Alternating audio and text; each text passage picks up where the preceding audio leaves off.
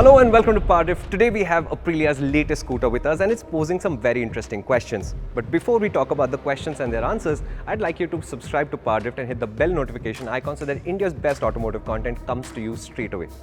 Now, let's talk about the Aprilia. If you think about Aprilia's range of scooters as biryani, it's pretty obvious that the SR160 and the SXR 160 are the chicken and mutton biryani in there, right? So the question is, the SXR 125 which just came out, sits above the SR 125. Is it egg biryani or is it just veg biryani?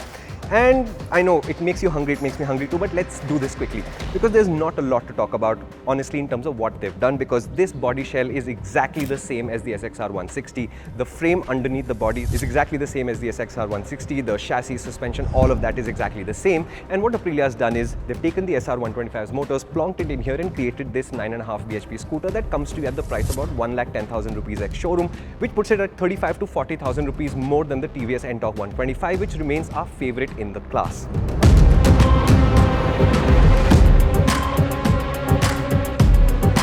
But when you ride it, you realize that there is a value to the premium Aprilia is charging for this scooter, because first of all, in terms of format and space, this is a much larger scooter. It feels more premium, the finish levels are absolutely excellent, and they've not watered down the feature set from the SXR 160 too much to the SXR 125.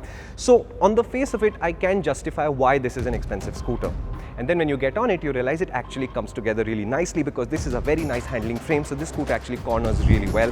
It's also got excellent ride quality, which the SR scooters have not always had. They've always been a little bit too stiff, a little bit too sporty. The SXRs are much nicer to ride in almost every condition. And overall, in that sense, this is a very satisfying scooter to ride.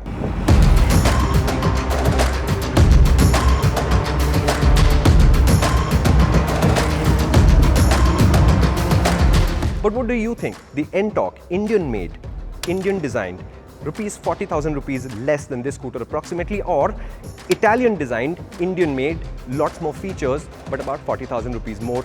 What's your pick? And of course, we come back to the question I asked you initially. If this is the feature set I'm giving you, 9.5 bhp, this expansive body format, lots of space and comfort, veg biryani or egg biryani?